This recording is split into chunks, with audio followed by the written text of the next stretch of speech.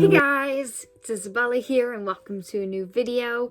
So today's video is going to be a movie review, and it's not going to be a movie review on anything Marvel related or Disney related or animation related, but just a movie that I really enjoyed and felt was really creative and well done and was just beautiful, and I wanted to make a special video on it.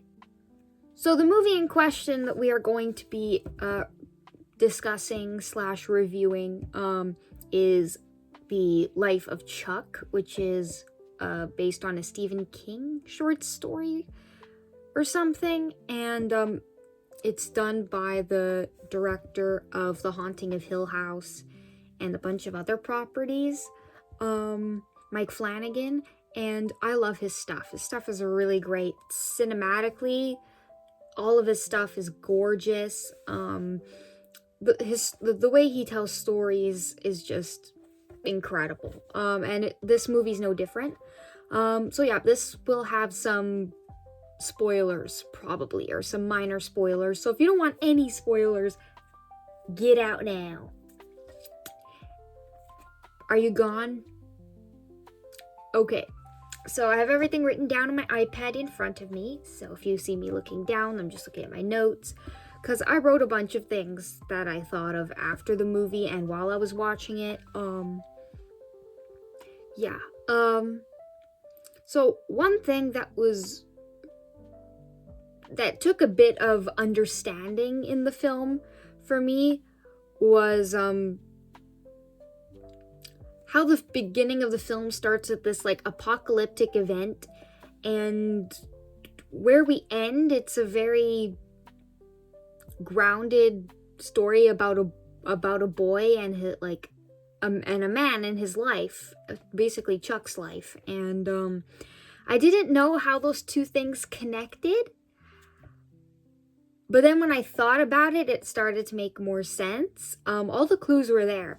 All the little tidbits to get you to that conclusion were put throughout the film, really, really subtly. Like, you don't recognize them unless you're really, like, sometimes if you're, like, really paying attention and looking for it, but it is there, and I realized that they were connecting to this whole message of, in this movie, basically, his whole world / like, his whole life is his kind of universe in a way. And this movie has a way of saying how each of our lives, our lives are our own separate worlds / universes. And like, it's true when they say, like, people usually say you're the main character of your story. That's basically what this is saying. And there are people in his orbit come to like an end in the apocalyptic event in the beginning of the movie, which makes sense when you think of basically this whole metaphor of the earth ending and everything glowing, like everything going black, is basically a whole metaphor for this. His whole world / his universe is coming to an end as he's dying. So the whole world is going to shit, and that's because he's slowly dying. And so it, like, using this whole apocalyptic scenario as a metaphor for that was really just phenomenal. It was so creative and I really dug it. I hope I'm explaining this in the right way. But anyway, so this whole ending of the world is not literal. It's just his life has come to an end, and it's being shown through the metaphor of the world ending.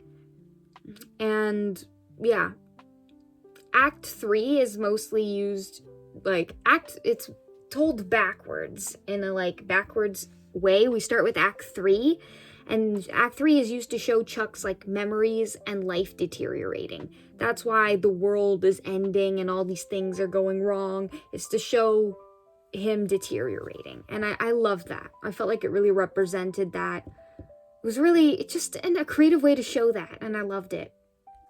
One of the messages I would say this movie is trying to convey is that how a person lives is more important than how they die. And that we should remember someone, like people, based on how they lived their lives and the people they touched. And I really loved that. For some reason it really hit me right in the heartstrings. It was just so good. We don't think about these things, but these messages are so important. And yeah, I think looking at how a person lived is definitely a happier way to deal with the passing of someone than thinking of the way that they died, or thinking that they're dead. I think people should really think more of the positive when someone passes away. And I think that very slowly we're getting there, but most people still go to funerals and only think about, oh, this person is dead, the world's going to be so empty without them. But I think what we should really be doing when someone dies, or someone that's really special to us, we should celebrate their lives and the people that they touched. And in this movie, Chuck touched a lot of people, and I felt like it was phenomenal the way that he touched certain people's lives, and he was a special dude. Another kind of like message I think we're fed in this, like, I don't know if this is a message, but basically they say in the movie, waiting is the hard part, which is based on this whole knowledge of like knowing you're going to die, whether it's the near future or eventually, because everybody dies, right? But you're not sure how much time you have left. And a lot of people, like, I liked how there was a room in this house in the movie that was used as a metaphor to convey this kind of message with a supernatural element. I felt that was very Stephen King. Very good. I really liked it. But yeah, Chuck basically sees that he's going to die, like, when he's not that old. And so it's like,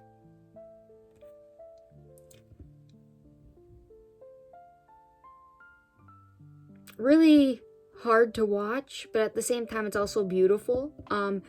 His grandfather in the movie also goes to this room and sees many people who are going to die and how they die, and he basically says waiting is the hard part, because you don't know when these people are going to die in these ways. He just sees it and he knows it's coming, but he doesn't know when or how to stop it.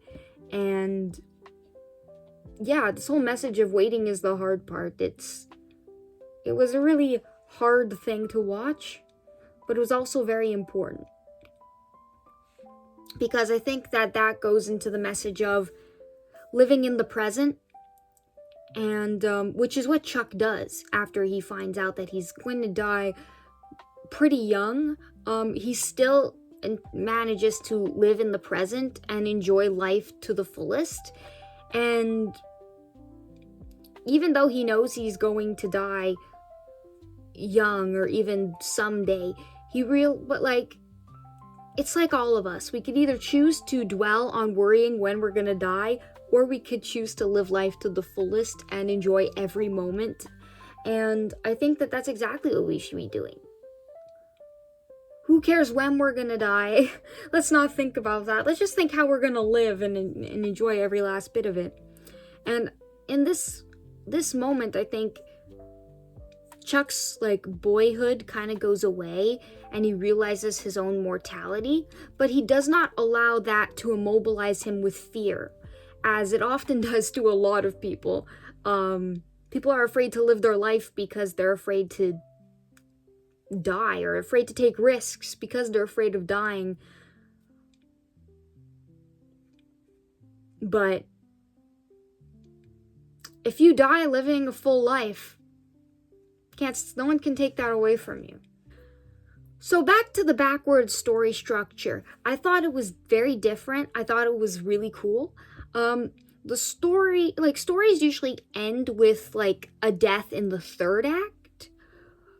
And this kind of reverses it. So we start with his death.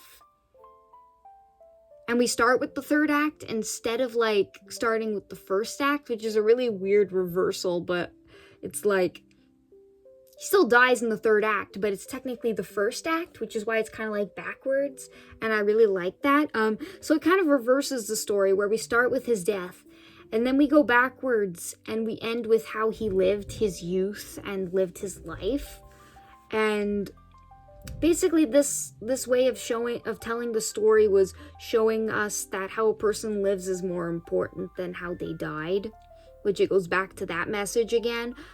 Chuck takes his experiences dancing with his grandmother after she passes away and uses that in his life to spread joy, because that's the way his grandmother touched him.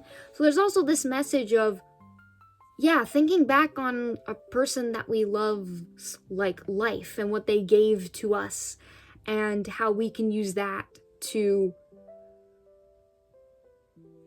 like better the world and make ourselves feel good. And it's just a beautiful. There's so many great messages in here that I could talk about this movie for hours, and I still have more points to make, but this movie is amazing. I like that through Chuck we also see how we can touch everyone that we meet, even if it's just a little thing, like a nice gesture, even if it's a small one, like how they can make a big difference in someone's life and make ourselves feel good as well. But it also cements our legacy, even when we die. The kindness that we've shown to other people who live on, they're gonna live on and hopefully continue that legacy and remember you. And it's just beautiful. There's so much being said in this movie, and I think all of it is so amazing. Usually movies have a hard time, sometimes movies have a hard time just coming out with one message, let alone two. This movie had like 5 or 6. I don't even know, I didn't count, but amazing filmmaking, amazing work. Something that confused me in the movie at first was why everyone around him wasn't aging, but he was. And I figured it out eventually, but no one ages because basically they are part of his universe, how he remembers them. So he hasn't seen them since he was a kid, and so he remembers them at that exact age, and so they stay that way in his universe, even when his universe is gonna end when he's around to 40, I think is when he dies, or 39. So yeah,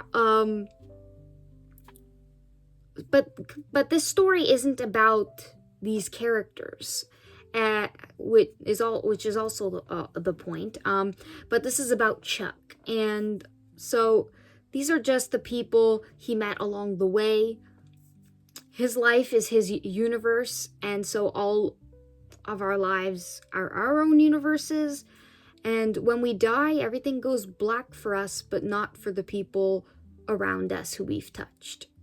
And I feel like I repeat myself a little bit, but that's just what's in my notes. But yeah, I also liked that what's said in the movie is that you build a universe basically from your experiences in life and the people you meet, the people you know, the people you love. And I thought that was really beautiful and heartwarming. So that was really good.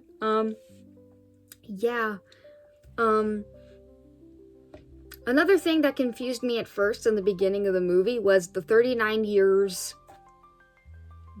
billboards, posters everywhere. And then we find out that means years of life because Chuck is dying. So this is a billboard that's basically for all the people he's met in his lifetime. So the people he's touched, even the ones that don't remember him. And he's basically like saying goodbye to them in a way. Like it's basically like that. The thanks Chuck is like also, it's all about the people whose lives he touched that do remember him. And like, I feel like it's them thanking him for touching them in the ways that he did. And that's my interpretation. I don't know if that's what they were going for, but that's what I took. And now to end this video with my final review. I think that this was a brilliant example of spectacular storytelling techniques.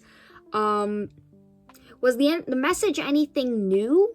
No, but the ways in which they were conveyed and how differently the story was told was just so brilliant that I loved every bit of it. And it was so, again, heartwarming and touching, and just, I suggest everyone watch this movie at least once. It may be confusing, but it has a lot to share, and I bet if I watch it again and again, this is a movie you could get so much from if you just rewatch it again and again. I probably haven't discussed everything that I could have in this video, because this movie just has so much to say, and a movie like this doesn't come around every day. This was really special to me, and so I wanted to share it with you guys. So please like this video if you liked this review. Please comment if you've seen like the movie, what you guys thought, and please subscribe for more movie reviews, and I will see you guys in the next one.